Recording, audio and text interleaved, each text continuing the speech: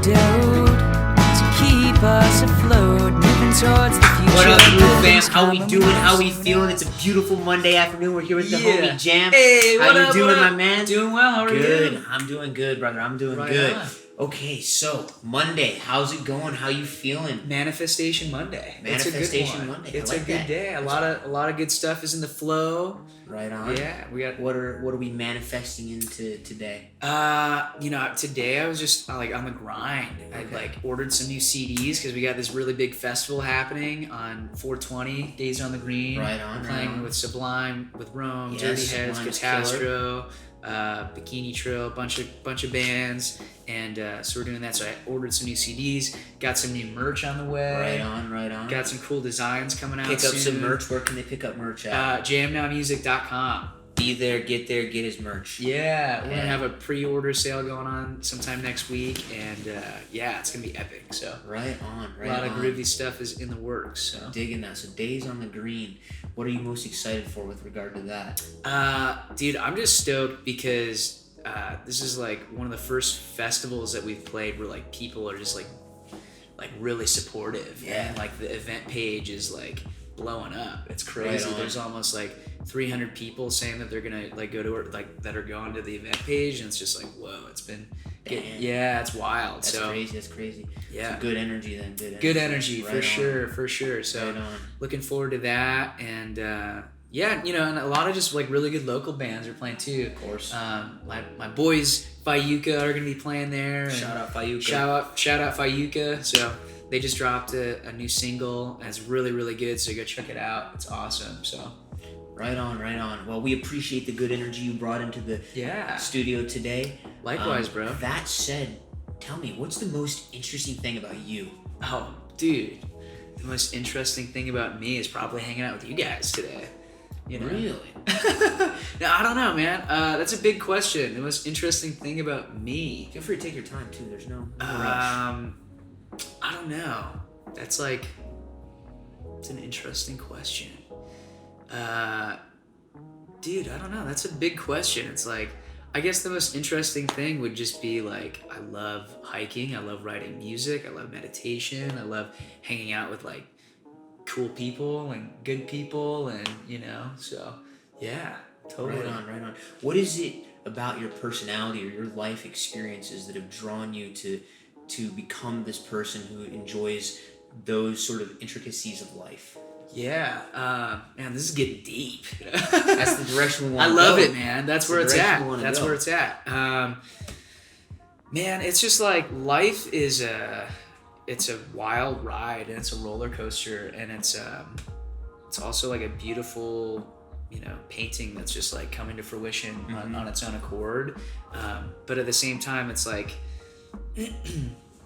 I personally believe that the universe is always guiding us to have like the best, experiences possible for our growth. If we're listening. 100%. Very wise that you said that. 100%. And if you're listening, and if you're tuned into that, and you're aware that like, it's like you're aware that like there's a higher, plan to everything, then it's like that's naturally what you're gonna like tune into in life. And so I guess like when I was growing up, it's like I moved out here when I was like 5 with my family, and so from Chicago, and Totally different change. Totally different vibe. And my grandmother moved out here, and so I spent a lot of time in Sedona, Arizona as a kid, and there's a lot of like just like vortexes and like just good energy up there. And so I spent a lot of time just in nature, honestly, and so I think that has really influenced me a lot as a person. And it's just like, I guess another perspective too is like when the student is ready, the teacher will come. And so I've been really fortunate to have a lot of really cool teachers in my life, and that I've met and that have developed me into who I am today, so. Right on. I think just from our initial conversation, having only met like 30 minutes ago, I can definitely see you're in tune with the universe's higher workings, its sort of path, and clearly you're tuned in and listening, right? Sure. Do you think that you were always listening so closely, or do you think it's something that you had to work at and now you've become a better listener? Yeah, I mean, I think that it's like definitely something that you become more aware of, you know, as you get older or as time goes on. It's like, it's just like riding a bike, you know? It's like, or actually developing an art at something, like playing guitar or anything in life. It's like the more that you practice, the more that you like research and you tune into like bettering yourself and bettering your life and everything, then the more that it naturally like grows and develops. Right. And so that's what I've, you know, experienced in my life. You know, it's like the more that you tune into it, the more that it grows. You know what I mean? So when was the first time you really felt like you had tuned into it? Into like the universe, or sure, into the universe, into the path that you know you're supposed to be going on? Those are two very interesting questions. It's like, I think, well, when I was in high school, it was like, you know, I played in a lot of bands and stuff, and so I think that was like, you know, surrounding myself with like-minded people has always been something like that's been important to me in my life. But I think like playing in like bands and stuff like that in high school really developed like the music side of everything. And then also when I was in high school, I started taking, you know, meditation classes, and I started doing more yoga and just, you know, started delving into that. And so I think that really opened me up a lot and, you know, helped me develop more as an artist and as like a person, you know. So. Right on. So high school was sort of that point in time in which you sort of got more connected with who you were. Is that accurate? For sure. Yeah? Absolutely. And sort of said, okay, this is the path that I want to pursue, and it sounds like music was that path. Yeah. So how did you find music, or did music find you? Yeah, I mean, it definitely found me, you know, and it's like, there's a really cool charity called Alice Cooper Solid Rock, and so he owns that's Alice's charity, and so I started going there when I was like 17, and and I competed in a band in that for a while, and so we won that a few times, and that definitely like developed me more as a person too. But yeah, sorry, I lost track of the question. What did you ask again? You're like, music and how you found it, or how it found you. Yeah. It just, you know, I think I just wandered into it. It was like my buddies were playing a lot of music in middle school, and, you know, I had family members that played music. So it kind of found me, and I was also like enchanted by it and enjoyed it. And so, yeah, I just kind of continued to pursue it. Right on. I find it really interesting that you said you were enchanted by music. Yeah. What in particular enchants you about music? What about music enchants you? Yeah. I think definitely being able to, like a big intention for me, like whenever I play, is to just take people out of their stressors within their life. You know, it's like everybody always has so much going on, and the world is full of like so much, you know, stuff that takes people away from like the good and realizing like, you know, what a gift. Right. You know, takes them out of the now. Yeah, it takes them out of the now. It takes them out of like the gift that today is. You know, They're always worried about what's next, or what happened the night before. 100%. Yeah. So it's like, I think, you know, music, being able to, and I think it helped me a lot as a kid growing up too. Is like, you know, when things weren't always like, you know, great, it was like music was there. Has always been there. Or like anytime there's like a bump in the road or whatever, it's like music's always there. Yeah. You know, it's always like a backbone that's in my life. And so I think that's really what enchants me, is having it be able to take you out of those negative situations in our lives, you know what I mean, and turn it into something more fruitful and like, you know, positive and and abundant, you know. So yeah, absolutely. Was there a particular experience or moment in your life that was just really challenging, and it was music that was responsible for getting you through that? Yeah, I mean, there were a couple like personal, you know, hurdles that like I went through with my family and stuff, and it's like everybody has those tribulations that they go through in their lives, you know what I mean? So yeah, I think music was definitely there for me as a kid when you know, I did when I was like a little lost and I didn't know what I was doing. You know what I mean? It's like, you know, it definitely helped me find my way and my path in life.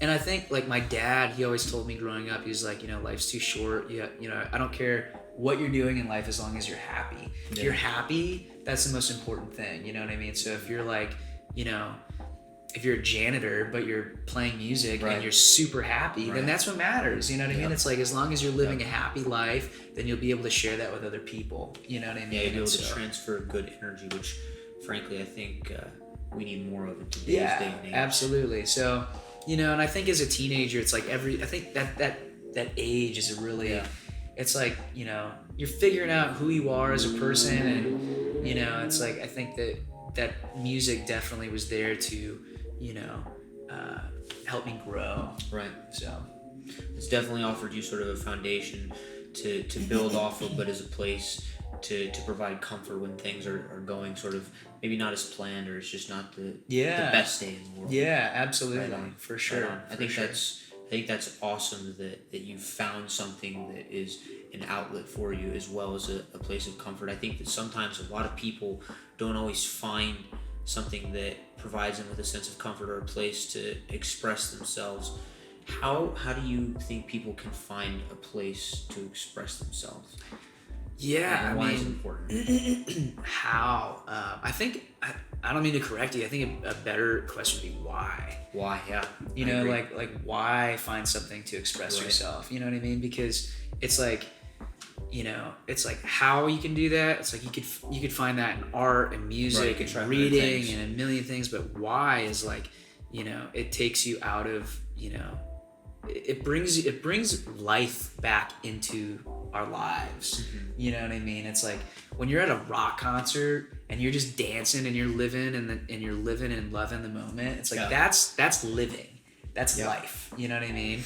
And or even when you're on a hike and you're just like out there in nature and you're just like totally like, you know, away from everything else in society, and you're just like up there on that mountain, or you're in there in nature surrounded by trees or whatever. It's like there's a stillness and there's a clarity that you find, you know, and right there with you, like major really relating a lot right now to what you're saying about nature and all of that, and like being on top of the mountain or in the woods, and that's, like you said, that stillness, it's a balance that I think that is so important in life to be balanced and to find something that can allow for balance, because like you said, it allows you to be here now, it allows you to live life, it puts life back into life, as you said.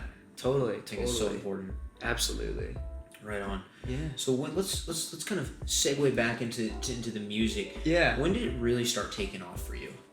I think probably. So I mean, I did a lot of stuff when I was like in my late teens. I'm 22 right now. Okay. Right on. And I did a lot of stuff with a bunch of different local bands, and like I got to open up for the Hollywood Vampires. And, okay. Right on. And we got to meet like Johnny Depp, and so 3/5 of my band right now, we get to like meet them and do a lot of really cool stuff. And I got to work with Alice Cooper on like recording a demo for them, and then we get to open up for, I mean, and that was like, I was playing bass in a lot of those bands, but it was definitely a pinnacle or a crucial moment in my life and in my career, because and I didn't even realize that at the time how much of an influence that moment was going to be for the rest of my life, and like all the opportunities that were going to open up out of that experience. So I ended up just feeling the call to like join a couple different bands. There's one called Analog Outlaws, and we got to do a lot of stuff in the Valley and open up for like a bunch of cool people. And then Vintage Wednesday was another band that I was in, and then 3/5 of that band is in my band right now. Okay, right on. And so there was this opportunity to record my own music, and so I started recording at Jack Johnson's studio in LA, and that was all thanks to Alice's foundation, and they opened up that opportunity to be able to go out there and start recording. And so I met my producer Robert Carranza, and he he engineered and produced all this stuff for like Universal Love. And Okay, yeah. so yeah, check that out on Spotify and iTunes Right and all on, that right good on. stuff. But there was just, dude, it's just like Steve Jobs always says, it's like you can't connect the dots going forward, but you can connect them going backwards. Yeah. And it's like, you know, when you look back and you just see all the different, you know, breadcrumb trails of how Right. everything like came together. It's like, it's a beautiful, life is a beautiful picture. Yep. You know, and so, but I think a big, you know, there's just been a bunch of different pinnacle moments that opened up Yeah. to where we're at right now. And Right on. like opening up for the Wailers, that was a really Yeah. cool opportunity. And then just going out on tour with Fayuca, it's like that Yeah. was a cool opportunity to do that. And so it's just like different, you know, a bunch of different moments have led up to where we're all at right now. You know what I mean? Yeah. So totally. Guided us here. That's right. That's as long right. as we're listening. Absolutely. Yep. Totally. So okay, you went out to LA. You were recording out there. How old were you when that was happening? When I started recording in Yep. LA, I think I was 20. 20. Okay. Yeah. I think So I- about 2 years ago. Yeah, Okay. yeah. So we started recording the first half of Universal Love, and so that was like 4 songs, and we released that, and then and then we'll be releasing the rest of the stuff soon too. So we're just finishing up the rest of the record, and Right on. Right so on. yeah. So did you end up moving out to LA, or were you just spending a lot of time out there? What was Yeah, the deal? I was. It's a bit of both, and I still I miss LA. It's like I got to go back and definitely rekindle some friendships and relationships out there. And but yeah, I was living out there for a bit and finishing up the record and just been working on stuff. And so yeah, I was living out there. I moved out there like last April for a bit. So. Okay. Right on. Yeah. So that was like the first time you moved since coming from Chicago, right? Yeah. So talk to me about that experience. What was that like? Was it easy going over there? Was it hard? Was Yeah. was it a lot of fun? Was it stressful? Like It was exhilarating because I think like when I first went out there, you know, I went out there to like literally the day that we went out, we started recording. So like day one of me like living in LA, we started recording. right. And so you didn't that have was time to get stuff off the moving truck no, or anything. I literally had stuff in my car. Right. Yeah, I mean, luckily like my place is furnished and stuff out there, Okay. and so it was like that was you know, I didn't have to. I just had to bring clothes and like Yeah. my Himalayan salt lamps and Right. Just the essentials. the essentials. Yeah. Yeah. So, but yeah, it was. You know, I went out there with my guitar player Andy, and he helped me move everything in, and it was a really cool experience, man. And it's like I met so many great people and made awesome relationships out there, and it was a really wonderful experience. And it's like I would never, you know, take it back. And I was out there for a while, and then at some point I was just like, you know what, I need to go back to Phoenix because Yeah.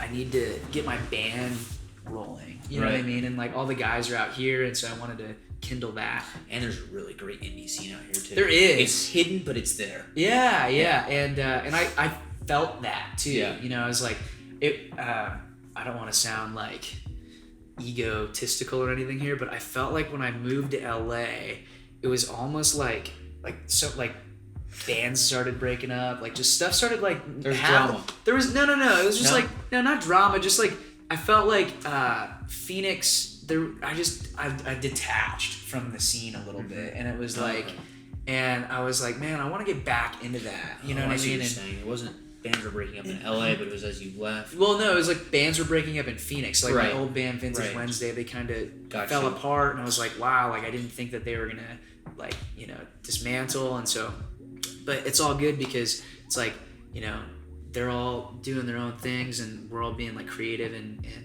you know, continuing to pursue our passions. You know, I felt the vibe that it was like things just kind of chilled out a little bit. Yeah. I was like, I wanted to come back. Oh, hey, I wanted to come back and just, you know, get to be part of the music scene again in Phoenix. You know, Right on. so. Right on. You just felt like you had kind of left something behind, and Yeah. you weren't quite done then. Yes, exactly, Right on. totally. Okay. So yeah, and so we got a lot of really cool stuff happening later this year, and yeah, totally. Right on. So was there anything in particular that you found challenging about going out to LA? I mean, it's a little bit different vibe. I'd like to think it's a little bit busier out there, a lot more Yeah. going on, a little bit more competition maybe. Um, Even though that's not what it's about. yeah, I don't. Well, dude, the music industry is full of competition. Oh yeah. It's like, I was going to school. I had like a full ride for music at PVCC, and I was talking to one of my professors one time. And one of the things that you have to do, like to pass your guitar class, is you have to perform in front of like your professors and stuff like that. Right. And so I didn't really want to do it. I was like, you know what? It's like I don't need to do this. And he was like, dude, that's like the industry. It's like you have to perform in front of people, and you have to like. Or it was like a competition between different students or something like that. And I was like, this is weird. I didn't really want to do that. Yeah. You know? But I learned early on, it's like, unfortunately, like it is an art, but at the same time, it's a business, and it's also, it's a race, man. Yep. And it's like everybody's just trying to get to the top, and, but I focus more on just, those genuine connections with people too. You know what I mean? Because I think when you're an authentic artist, and you stick true to your values, I think that naturally that's what comes to fruition in your career and in your music and in your life too, so. Yeah, I think that's super important, because you can be competitive, and it's one thing to be competitive and sort of just keep everything to yourself. Sure. It's another thing to be competitive and actually help those around you. Oh, dude. Which is, I think, super important. That's where it's at. It's like you definitely support your local community and your just your fellow peers. It's like I don't believe in like cutthroat,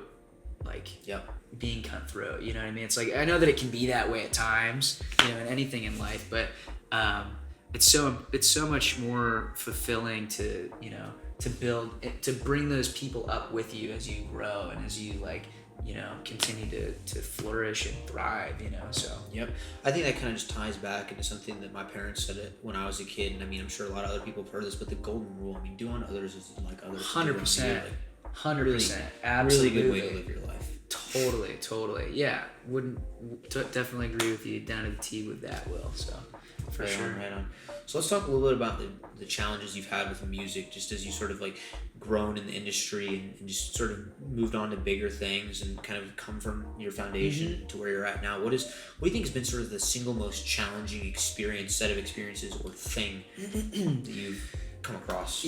I think the biggest challenge, I'm going to just like move this over here a little bit more. Sorry. I think the biggest challenge, as far as being an artist, or maybe not even being an artist, but in the music business, is definitely when a chapter closes. I think that time and time again, sometimes it can be a positive thing, and I think every single time it has been. Yeah. But sometimes in the moment, it's just like it's really hard. Yeah. It's like there's this band that I was in high school, and I'm still friends with all the guys today. But like, I think I was 16 or 17, and they kicked me out of the band. And I've known these guys since I was like in 5th grade. Right. So it's like, I'm still a kid, and I'm thinking, man, I want to bring this band to the top. I want to do all this stuff with them. And we all had, we all had our vision. We all had a passion together, and we grew as a band, and we, people started knowing about us. And, but so it was heartbreaking. It was really, really hard to go through that. But at the same time, like, it was funny because the drummer of that band, Aaron Smith, he's like my brother, he ended up going out to LA and recording on my record with me. Right on. And it, we were talking, we were talking when we were out there, and he's like, we brought this up, and I was like, yeah, man, I was so bummed when you guys like let me go. And he was like, dude, we did that because we knew what you wanted. You know what I mean? And I was like, I know, but like I wanted to do it together. And he's like, dude, you would never be here right now if we didn't do that. And I was like, it was, and it's just like, looking back in life and seeing how all the dots connect and everything, strings together. So that, I think, and then leaving bands too is like, and knowing when it's the right time to enter something and to leave something. It's like, that's in business in general. It's like, okay, is it, is this the time now to leave or to join something? So there was a band called Vintage Wednesday, and we're all super tight to this day still. And Andy and Josh, the guitar player and drummer from that band, it's like we've been playing together for like years now. And so, and they're in my band now. And, it was just like, I remember they asked me to go out to Austin, Texas, and record on a record with them, and I was like, yeah, absolutely. And so we flew out and we recorded at this place called The Bubble in Austin, Texas, and with this really groovy producer named Shout out Frenchie. to Austin, Texas. Austin, Texas. Great live music scene. Yeah. Probably best in the nation. We love Austin. And so we were recording with this guy named Frenchie Smith, and we were doing a lot of really cool stuff. And we opened up for the Hollywood Vampires. Right on. We got to do a lot of the Gin Blossoms, and we did a lot of really great things. And I was just like, you know, as much as I love doing this, my heart is just like not in it right now. You know what I mean? And just, you know, loved ones were just like, you know, you got to follow like what you love and what your passion is, you know? And so it just felt like it was the moment where I was like, you know, I'm so sorry, but I have to leave. Yeah, dude, it's gonna be best for you. Yeah, it's gonna be best for everybody else as well. Yeah, and it was no harm, no foul. It's like they understood my perspective, and like, you know, so yeah, it was just like, you know, and that was heartbreaking for me too, because you know, I was like, man, I hope I still get to play with these guys, you know what I mean? Right. And so but yeah, life is blessed, and so I'm still friends with all those people today, and we're all still playing music, and a lot of us are still doing it together. And so yeah, it was a beautiful thing, and I think it was a good decision in the moment, like looking back and just seeing like how everything has panned out. It's like, you know, I'm happy with you know, where we're going and what life has brought us so far. So right on. No, I think that it was a really key word that you just brought up. Like, everybody understood your perspective. Yeah. I think that having people that can understand from multiple perspectives around you is so important. Oh yeah. It's understanding that can sort of facilitate or create compassion that can cause or bring us to a greater sense of unity. Totally. That can be almost unbroken, I think, if there's enough understanding and compassion there. Absolutely, without a doubt. So, yeah, man. So that, I think leaving and closing certain chapters at a certain time is definitely has been the most difficult thing. Bittersweet. It's bittersweet for sure. Yeah. But those have been the most like, you know, painful, I guess, moments. Mm-hmm. You know what I mean? So how have you coped with those? How have you gotten through those moments? You know, I think just not burning any bridges.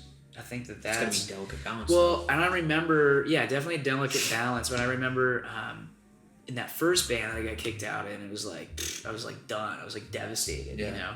And I just remember, it's like your first breakup. Yeah, definitely. You know, so I remember like looking at myself in the mirror one day, and I was just like, that pain that you feel inside, or that anxiety or that stress or that depression or whatever you're going through, that sense within you is going to be filled with something so fulfilling and, you know, passionate and rewarding in the end. And just know that this is a fleeting experience, and like it's not always going to be there, you know. So that time and time again always helps me, you know, break through and continue to you know, strive. So so what I think I'm hearing you say then is you go through this really hard experience that brings with it a lot of maybe negative emotions. Sure. Or just sort of like harder to deal with emotions. Yeah. And for you go back and you kind of reflect on those and say, okay, this is where I'm at right now, and work to accept that, and then go, oh hey, by the way, I'm gonna kind of look out to the future and see that this isn't gonna last forever. This pain is temporary. It might last a week, a day, a minute, an hour, whatever. Totally. But it's gonna get better, and that Absolutely. when it gets better, it's gonna be tremendous growth. 100%. Yeah, and I think when you focus on that, great method. Yeah, it's like the mind's a lot like a Rubik's cube, and so when you like focus on certain things, or you like crack that code, it's like then you're just like there and you're in it, you know. It's like, but yeah, man, it's like sometimes, you know, those negative experiences happen, but there, as William Shakespeare would say, there's no good nor bad, but thinking makes it so. Yep, terrific. So you got Days on the Green coming up, right? Yeah, Days on the Green, and then Bumpin' Uglies. We're going to open up for them at Last Exit Live on May 4th. So that's going to be pretty epic. So you've got all these live performances going on. Yeah. When was the first time you performed live, and what was that experience like? Oh, I mean, man, the first time I played live, like in a band. In general, maybe in a band, maybe whatever you think is going to be the best answer to this question. Yeah, I would say, I mean, the first like good show I had was at the Rhythm Room my junior year of high school. Okay. And I'll never Fletcher Malloy. He plays. Shout out Fletcher Malloy. Shout out Fletcher. He played in a band called People Who Could Fly, and so we're all still homies today. And it's Right like on. it's just wild to see how like everything comes to fruition in life and everything. But I was just talking to him about that. I was like, yeah, man, that was like my first show in a rock band, and so it's just that I would say the Rhythm Room. I forget the day it was, but yeah. Yeah. Were you nervous? Were you excited? No, I was stoked. You're stoked. Oh okay. yeah, it was a great time, and yeah. Right on. Totally. That's the way it should be. Yeah. That's the way it should be. So you're performing now on bigger stages. You're doing big things. You're getting big audiences. What's it like performing now? Man, it's just like it's a dream. Yeah. It's a very rewarding experience to be able to go. Because a lot of the times it's like I had people growing up, like family friends and stuff that were like, you gotta go to school and you gotta do this and this and that, and it's like, I'm still young and that possibility is still there, but Always there. But it's like you have a certain amount of time, in music to be. You have a window, and it's like you gotta close that gap and just, and follow your dreams while you can. You know? And so I just always told myself as a kid, I was like, I gotta pursue what I love and what I spend the most time doing too.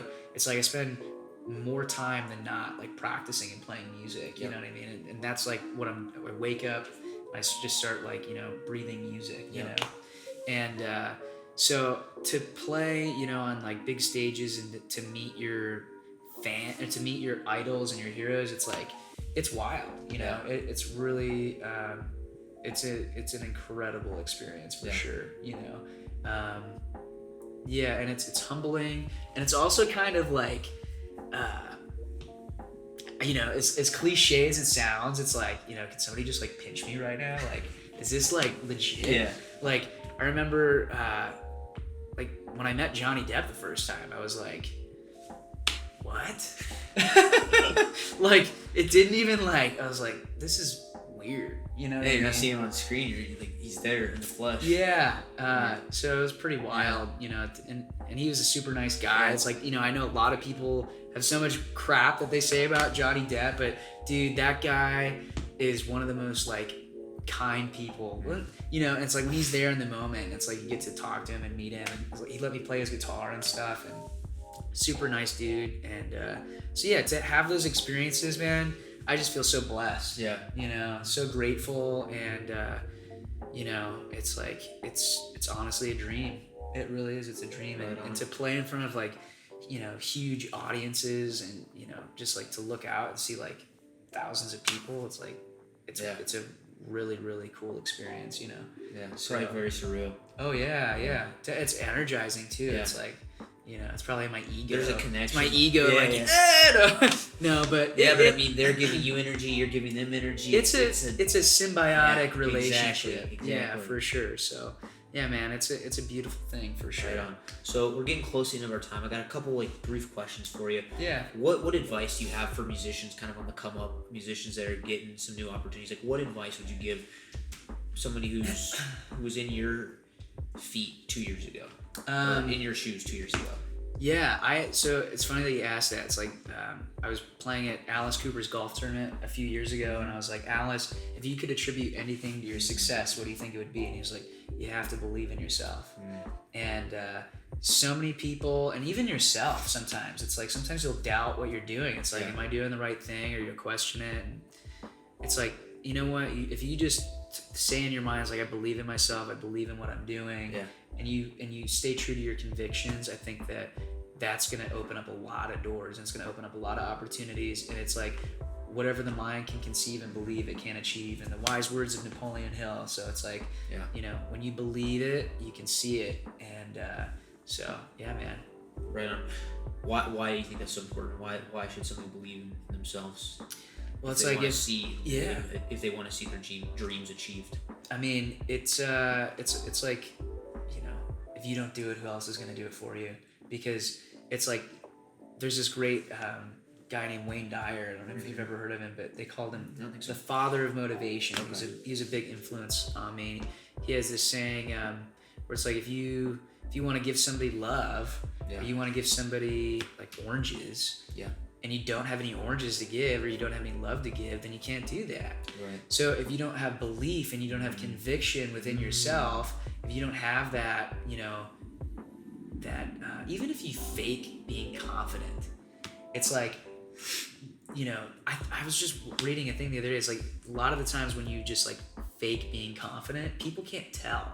Right. It's like you're you know, the fact that you show up and you're there and you believe in yourself, that in itself conveys a lot. Right. You know what I mean? So it's like if you have that belief within yourself that it's like, I can do this, and I believe, you know, in who I am and why I'm here, then, you know, it's like I want to work with that person. Right. Rather than somebody that's like, I don't know, is this really what I want to do? I might just want to, like, you know, do something else. I don't know. So Right. you gotta believe, man. You gotta believe in order to achieve. I like that. Yeah. So Right on, right on. So, okay, we're real close. We've got one last question. Right on. If you could ask your fans any question, what would you ask them? oh man, It could be anything. What's your favorite Capri Sun? Whatever you want. yeah. Any question goes. Wait, what's your favorite Capri Sun? Is that what you said? That could be a question. It's an example. It What's could your be a favorite Capri Sun? What is the change that you want to see in the world? question. Ooh. Yeah, what is the change that you want to see in the world? You know, and I think that's a good question. I like that question. Yeah, or what's the change that you want to see in the world? You know what I mean? So, yeah, that's a good one. like That's that. some Gandhi. I don't know. Yeah, a little bit. Definitely seems to be derived from his quote for sure. Yeah. Right on. Well, Mood Fam, that's all we've got for you today. We were here with Jam. He's the man. He's part of the Mood Fam now. Will, hey. And that's a wrap. Yeah. My man. Hey, much love, dude. Much love, dude.